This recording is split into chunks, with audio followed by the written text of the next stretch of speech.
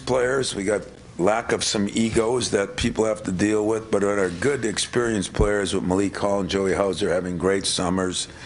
Tyson Walker had maybe a phenomenal summer. A.J. Granger has made some big progress, and Aikens had a great summer until the injury.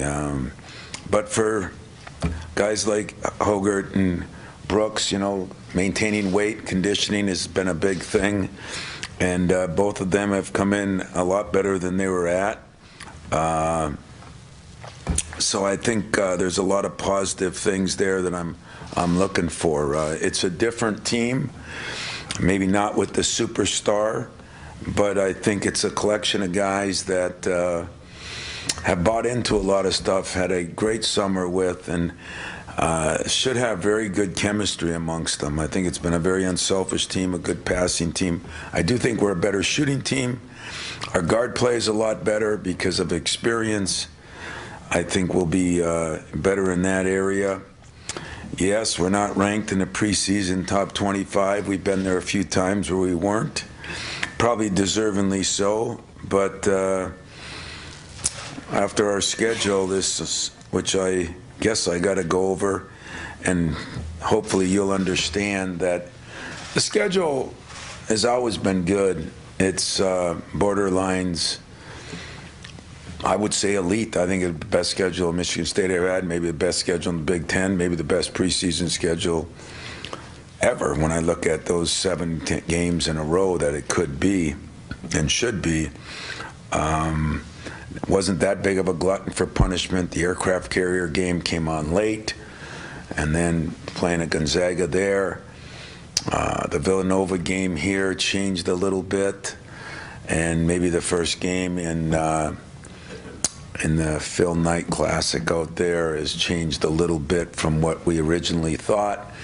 So 3 games could have gone one way, went another way, and now we're left with a gauntlet of Gonzaga, Kentucky, Villanova, Alabama, either Oregon or UConn, maybe North Carolina, and fly back home and play Notre Dame. So it's going to be in a row. The only thing I worry about is we're not going to get guys a chance to breathe. We're not going to get a lot of chance for a lot of mistakes. We're not going to get a lot of chance for maybe to develop our young guys as much, except under fire. The advantage is we'll see where we are. We'll know what our weaknesses are. We'll be able to hopefully correct some of them. But when we get done with those 7 games, we also have 2 Big Ten games in a row.